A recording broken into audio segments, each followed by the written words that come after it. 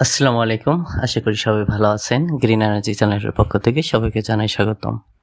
বন্ধুরা, অনেকেই একটা বিষয় নিয়ে কনফিউজ থাকেন যে কি ধরনের আপনারা ইনভার্টার বা আইপিএস কিনবেন।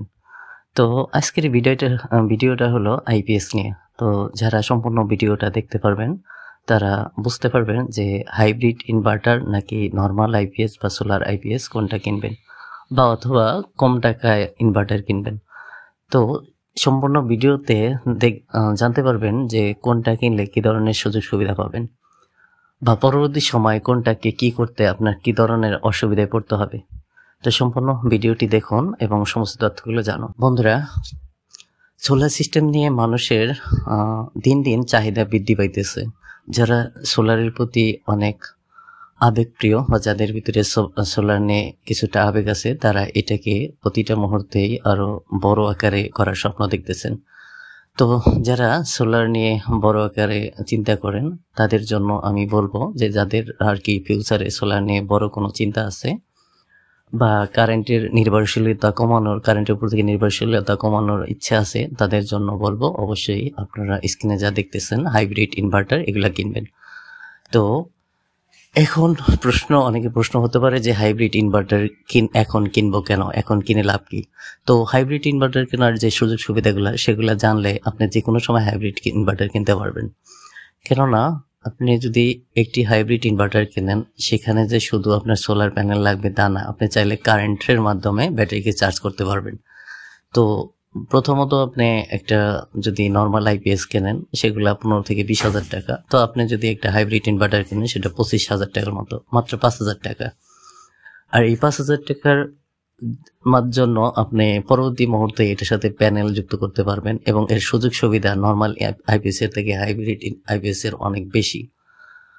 আপনি উদাহরণস্বরূপ যদি মনে করেন যে আপনি একটা 25,000 টাকা দিয়ে একটা হাইব্রিড ইনভার্টার কিনলেন এবং এটার সাথে শুধু কারেন্ট সংযোগ করলেন, কোনো প্যানেল সংযোগ করলেন না, নর্মাল আইপিএস এর মতো এই আইপিএসটাকেও আপনি ব্যাটারি চার্জ করতে পারবেন, আবার ব্যাটারি থেকে ব্যাকআপ পাবেন। মানে অটোমেটিক্যালি ভাবে কারেন্ট চলে গেলে এখান থেকে আপনি আউটপুটে লোড পাবেন। কারেন্ট আসলে কারেন্ট থেকে চলবে, না আসলে ব্যাটারি থেকে চলবে, তো যেটা নর্মালি হয়ে থাকে।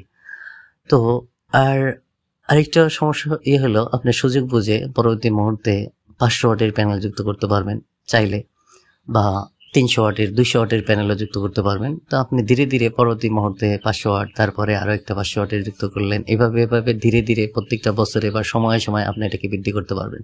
তো সেই সুযোগটা আছে। এখন আমরা জানবো নর্মাল ইনভার্টারগুলোর সুযোগ সুবিধা।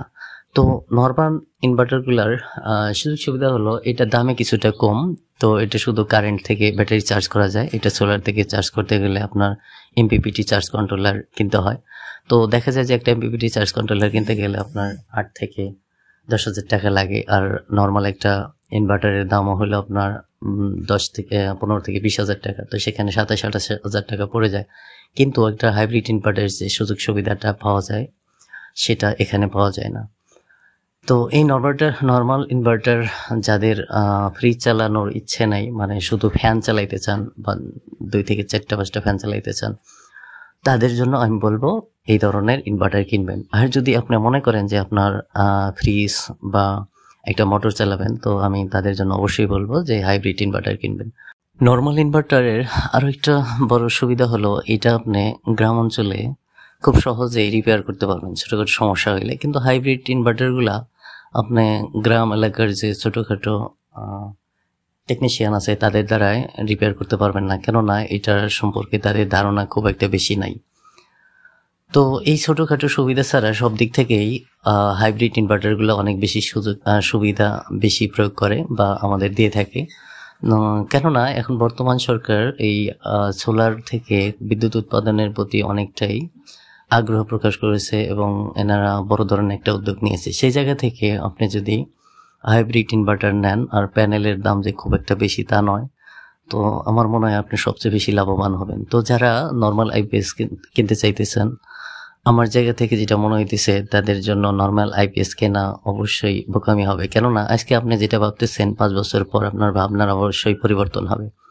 তারপর অনেকে বলতে পারবেন 5 বছর যে আইপিএস চলবে তা তো আর গ্যারান্টি নাই। তো অনেক আইপিএস মোটামুটি 5 বছরের উপরেও চলে। আর একটা আইপিএস এত টাকায় কিনবেন, তারপরে অন্য একটা চিন্তা করবেন, সেটা সমস্যাই হয়।